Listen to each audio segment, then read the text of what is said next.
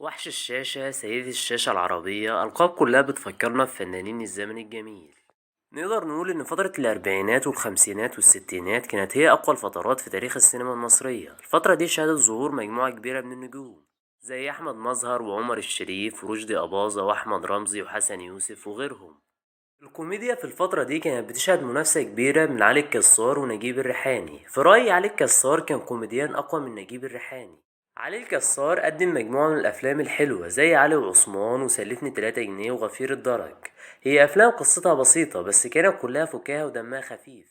وانت بتشوف علي بابا ونور الدين والبحارة التلاتة هتستمتع بثنائية إسماعيل ياسين وعلي الكسار. لهجة علي الكسار النوبية عمرها ما هتفشل أبدا إنها تضحكك. وغلب الخيال والفانتازيا كمان على سينما علي الكسار، وده اللي شفناه في أفلام زي ألف ليلة وليلة وعلي بابا والأربعين حرامي ونور الدين والبحارة التلاتة. تمر السنين ونوصل لفترة الخمسينات والستينات. في فترة الخمسينات طلع علينا نجم الكوميديا إسماعيل ياسين. في الفترة دي إسماعيل ياسين قدم أول عالم سينمائي في تاريخ السينما المصرية، عالم إسماعيل ياسين. شفنا في العالم ده مجموعة من الأفلام الحلوة زي إسماعيل ياسين في الأسطول، وإسماعيل ياسين في الطيران، وإسماعيل ياسين في البوليس الحربي، وإسماعيل ياسين في الجيش، وإسماعيل ياسين للبيع. الأفلام دي حققت نجاح كبير جدا وقت عرضها، بس بالرغم من كده هي كانت سبب في سقوط إسماعيل ياسين وانطفاء نجوميته. إسماعيل ياسين في كل فيلم أو مسرحية هتلاقيه ما كانش عارف يخرج من شخصيته في الأفلام دي. هي نفس الحركات والرياكشنات اللي بيعملها في كل فيلم أو مسرحية. بعد كده الجمهور بدأ يمل من إسماعيل ياسين ورجع إسماعيل ياسين تاني للظل، على عكس فؤاد المهندس. لو سألتني مين بيضحك أكتر، فؤاد المهندس ولا إسماعيل ياسين، أكيد هقولك إسماعيل ياسين. برغم إن فؤاد المهندس مش أقوى كوميديان، إلا إنه بذكائه قدر يقدم مجموعة من الأفلام والشخصيات اللي لسه معلقة في دماغنا لحد النهاردة، زي الأستاذ مسعود في أرض النفاق، وإكس في أخطر رجل في العالم، وفرافيرو في العتبة جزاز. الفرق بين إسماعيل ياسين وفؤاد المهندس هو نفس الفرق اللي بين نجيب الريحاني وعلي الكسار. مع نجاح شخصية عثمان البربري اللي قدمها علي الكسار في المسرح، قرر علي الكسار انه يقدم نفس الشخصية تاني في السينما.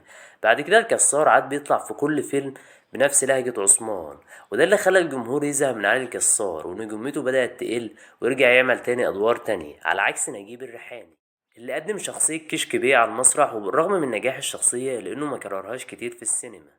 الدور التاني في أي فيلم بيكون هو العنصر المكمل لنجاح الفيلم، وساعات البطل التاني بيتفوق على البطل الأول وبيكون هو عنصر الجذب في الفيلم.